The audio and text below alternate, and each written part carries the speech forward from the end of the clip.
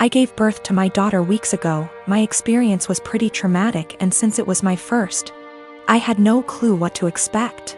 When I went into labor, I had the most difficult time of my life. I was in pain for hours. My mom was with me, but she had to go, and my husband was with me the entire time.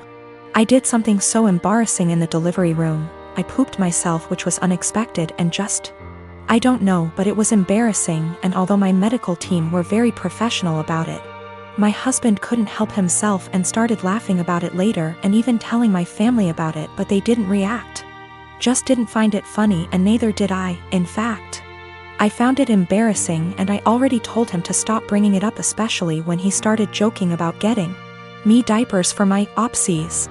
It got really tiring and chipped away from my self-esteem and confidence. We were with his parents celebrating New Year's Eve together when I excused myself to the bathroom. While I was getting up, he made a quick remark and said, "Oh, yeah, you should go quickly because we don't want any accidents just like the one we had at the hospital. You know what I mean?" While blinking at me. His family actually laughed, and brother-in-law commented, "Good one." I was astonished and so angry and ashamed. I literally just lost it on him and yelled at the top of my lungs, calling him a cruel and insensitive jerk, to be using the difficult experience of birthing his child as a joking matter and humiliating me in front of everybody. He was shocked, staring back at me and not saying a word. All went silent, and I just stormed off to the bathroom till we left, and that was when he snapped, saying I messed up by talking to him like that in front of his family during dinner. I said I couldn't hold my tongue for that long, and after he kept joking about an embarrassing thing when I told him to stop. He said he was just joking, and I went overboard with my reaction, and also, I should have sucked it up and waited till we got home so we could address this privately, and I could even yell at him as long as I wanted. We argued about it after we got home, and he kept saying I humiliated him in front of his family during the celebratory evening by being petty and trying to one-up him. He even said I should have laughed along, not fly off the handle licks that. For the past 5 years, I volunteered for a mental health hotline. I'm deeply passionate about the hotline's work, and I've devoted huge amounts of time and energy to answering calls, training new volunteers, and fundraising. I've become close friends with many of the people I volunteer with, and I get a lot of joy out of helping people who don't have a lot of other support in their lives. I love this organization. I can't imagine my life without it. Today, the head of the organization sent out an email announcing that they've hired a new volunteer coordinator. The girl who relentlessly bullied me in high school and made my life a living hell. I was completely blindsided. I moved across the continent after graduating from high school, and I have no idea how or when this girl moved to my city. I doubt she applied for this job to deliberately antagonize me, since we've had no contact since graduation and all volunteers are anonymous. So it's just a terrible coincidence. But it still means I'm going to have to be working with a person who was unbelievably cruel to me. I really don't know what to do. Obviously, all of this was a long time ago, and it's possible she's cleaned up her act since high school. But I still hate the idea of even being in the same room as this girl. I've had her blocked on every platform for, wow, over a decade now. It looks like my only options are to A, tough it out and deal with this person coming back into my life, or B, quit the hotline after 5 years of service. I went for my regularly scheduled afternoon shift at the hotline, and the girl just happened to be there for some kind of orientation. I wasn't expecting her to be there, so I initially just kept my head down and ignored her. A little while into the shift, she came over to introduce herself, and genuinely didn't seem to recognize me. I've cut my hair and gotten glasses since high school, so that could have been it. It was a very brief interaction, and I didn't say anything to her in return, just nodded and smiled. After she left, I asked my shift supervisor if I could speak with her privately. I followed some of the advice here, just letting her know that I have a history with this person and I'm not comfortable working with her directly. The shift supervisor was very understanding and said that she could arrange for me to only serve shifts when the girl isn't supervising. She also offered to let me schedule my shifts through her instead of through the girl, which I appreciated. Unfortunately, it seems like there will be an unavoidable level of casual interaction, given that the girl is working in the facility on a full-time, 9-to-5 basis. I think I'll be able to stick it out for now, but we'll see. The shift supervisor did ask me what I wanted to tell the girl. Vis-a-vis an excuse for my not wanting to be on shift with her, but I couldn't think of anything to say. So I left it up to her. I am currently divorced from my ex Thomas of 30 years. We ended up seeing a lawyer to help with dividing stuff. Everything was pretty much wrapped up till he said he no longer wanted any part of our kids' lives.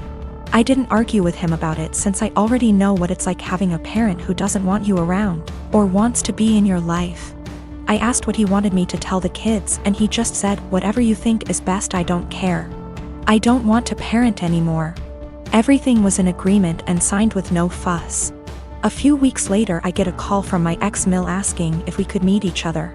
When I came over she broke down crying and begging to let my ex see his kids again. I was confused about what she meant because not once did he contact me after meeting the lawyer. She went on about how my ex said he really missed them and that I was just a petty B*TCH for taking full custody. Also that he was crying for days about it.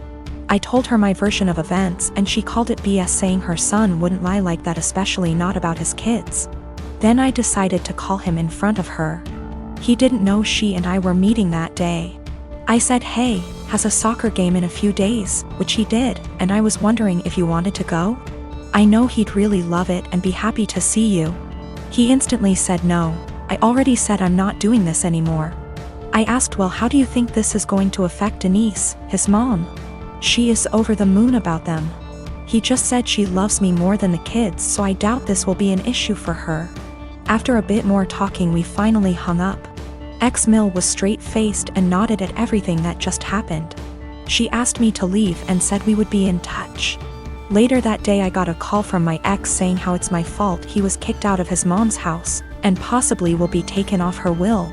Also that none of his family members will talk to him because of what ex-Mill heard. He threw a lot of insults at me before I hung up, and now him and his mates keep calling and texting me.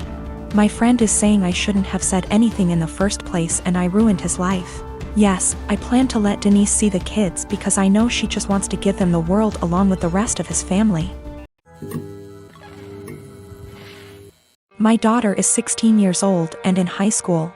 I noticed recently that she's been behaving in a bad manner, constantly commenting on other people's looks, belongings, calling them stuff that isn't cool, and just being insensitive. It's like she lost a filter or something because usually she's polite, but my wife suspected that our daughter's sudden misbehavior occurred after she started hanging out with new girls from the school. Basically the mean type, and have picked on their behavior. I've sat with my daughter and had many discussions about how her behavior has been negatively affecting everyone around her. Our housemaid is the person most affected here, and my daughter has chosen her to be her target for hair, clothes, etiquette, criticism. She has complained about our daughter calling her offensive names like filthy and gross for cleaning certain areas in our house. I took a stand and explicitly told my daughter I'd punish her if she ever said stuff like that to our housemaid again. Last week my daughter had a party to go to. Earlier that day she called our housemaid filthy.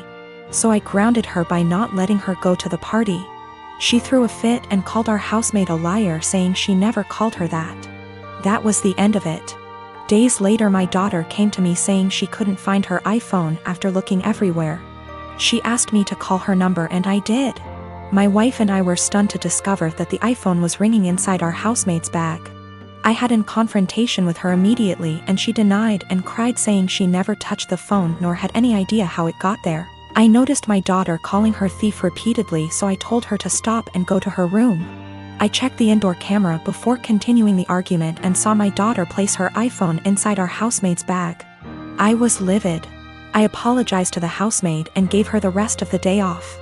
I then showed the video to my daughter and she was absolutely speechless. I said what she did was immoral and straight up offensive to tamper with that poor woman's livelihood over a petty party she couldn't go to. I told her she was grounded and will have to spend the night in the backyard. She is a germaphobe. But she cried, begging me to not make her sleep with the dirt, insects, and hot temp. I refused to discuss it or I'd make it 2 nights. My wife said I should go easy on her, but I said calling people filthy and accusing them of stealing wasn't okay. In fact, it was the absolute worst. I then went through with my punishment. The reason I chose this punishment was because of the fact that my daughter says she is a germaphobe and used this as excuse to insult others' hygiene and appearance. Our backyard has dirt and bugs in it, and this kind of things get her uncomfortable, but other than that the backyard is 100% safe.